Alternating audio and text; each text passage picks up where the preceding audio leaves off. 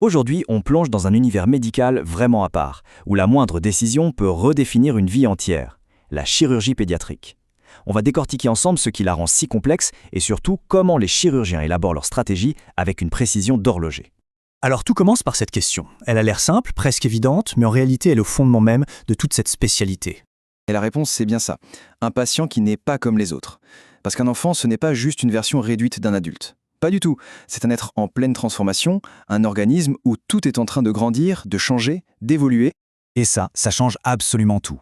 Chez l'adulte, la physiologie est stable, l'anatomie est fixée. Chez l'enfant, c'est tout l'inverse. Alors opérer, ce n'est jamais une simple réparation à l'instant T.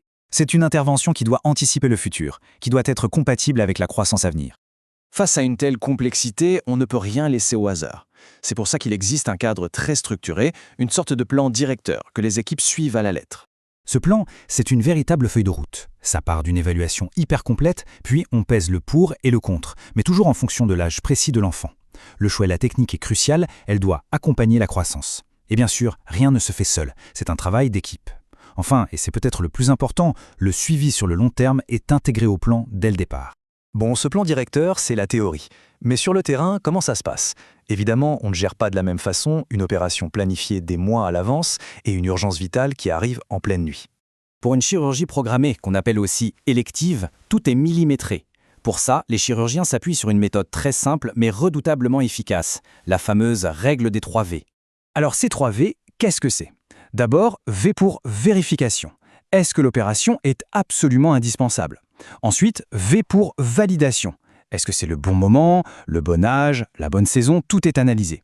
Et enfin, V pour visualisation. On imagine, on cartographie tout le parcours du patient de A à Z. D'accord, ça c'est le scénario idéal, quand on a le temps.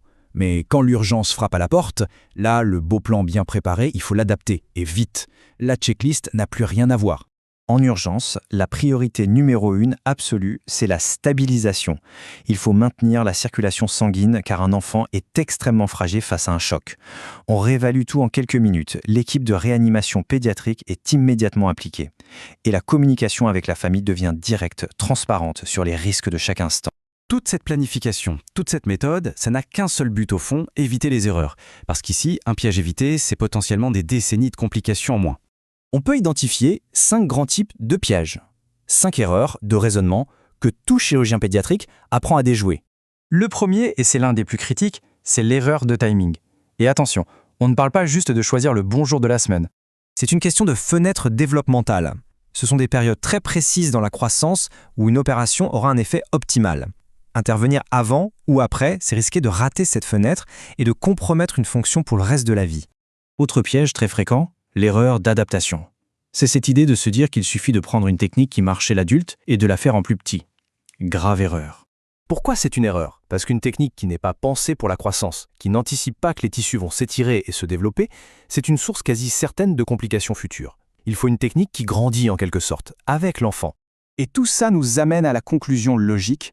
On ne parle pas d'une simple opération. On parle bien d'une chirurgie pour la vie. L'horizon du chirurgien ne s'arrête pas à la porte du bloc opératoire. Cette phrase, elle résume tout. Le vrai succès, ce n'est pas juste que l'opération se soit bien passée. C'est que l'enfant puisse faire une transition en douceur vers une vie d'adulte normale et en bonne santé. Chaque décision est pesée à l'aune de cet objectif. Ça nous laisse avec une dernière réflexion. La médecine avance à pas de géant, c'est un fait. Mais la prochaine frontière, n'est-ce pas justement d'aller au-delà de la réparation, de mieux anticiper, de mieux façonner tout le parcours de vie d'un patient dès ses tout premiers jours? C'est la question passionnante qui va guider cette spécialité pour les années à venir.